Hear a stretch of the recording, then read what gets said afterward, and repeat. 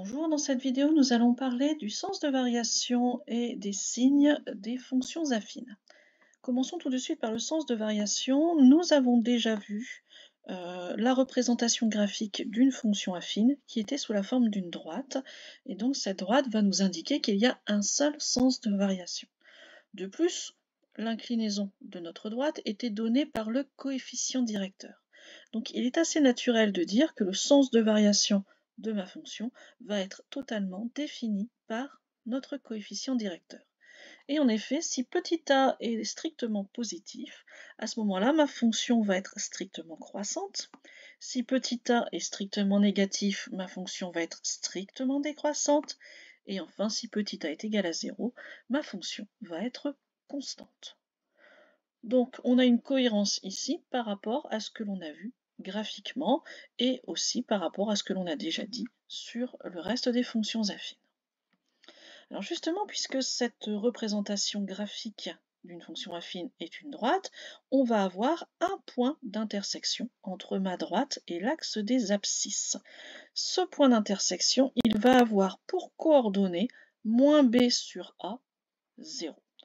Alors, on peut retenir ce moins b sur a par cœur, ou alors on peut aller le retrouver systématiquement en allant poser en fait notre équation.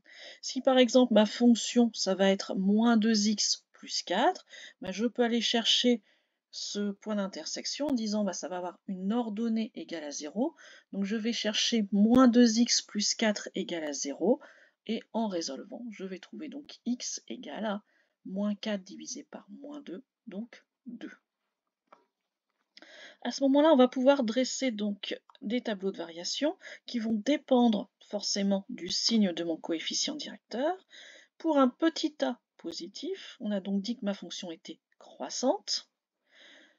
Je peux travailler sur tout grand R de moins l'infini à plus l'infini, et pour l'instant, les infinis que l'on met ici dans le tableau, c'est ce que l'on va appeler plus tard des limites. Vous n'êtes pas obligé de les mettre, mais c'est plutôt évident.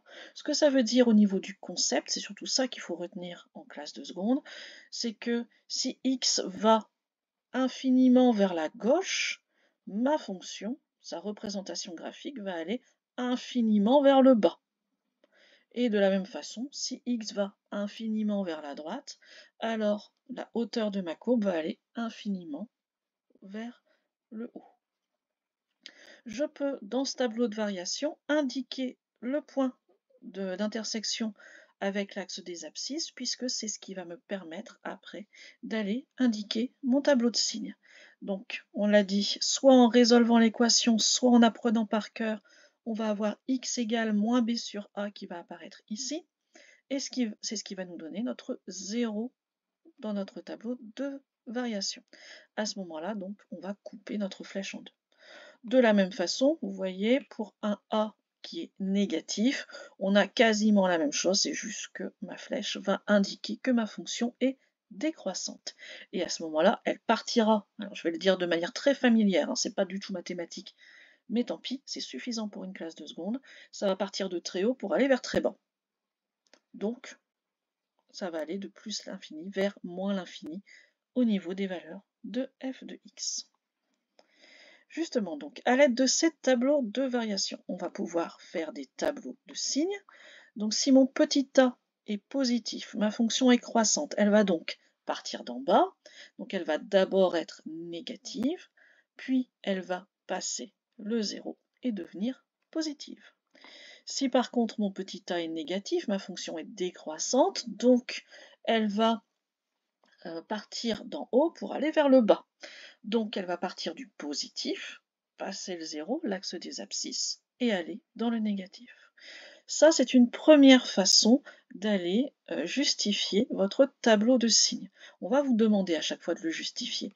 Donc vous devrez montrer le calcul qui vous donne le passage du 0, donc le fameux moins b sur a, et après vous devrez dire cette phrase, mon petit a étant positif, ma fonction est croissante, donc, et là vous mettez les signes. Ou petit a étant négatif, ma fonction est décroissante, donc, et c'est ce qui justifie mes signes. On a une façon différente aussi d'aller le justifier qui peut être aussi très agréable. Ici, le A positif, bah, le plus, on le met ici. Le A étant négatif, le moins, je vais le mettre ici.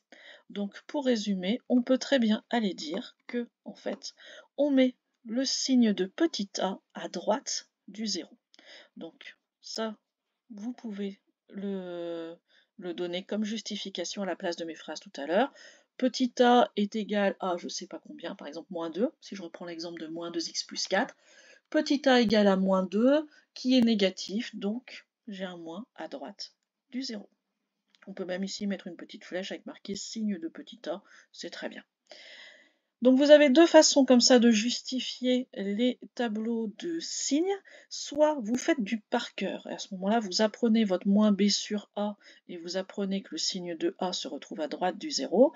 Soit vous le faites plus par la réflexion, et vous allez, pour trouver le moins b sur a, vous allez poser votre équation ax plus b égale 0, et vous la retravaillez, ça va très vite.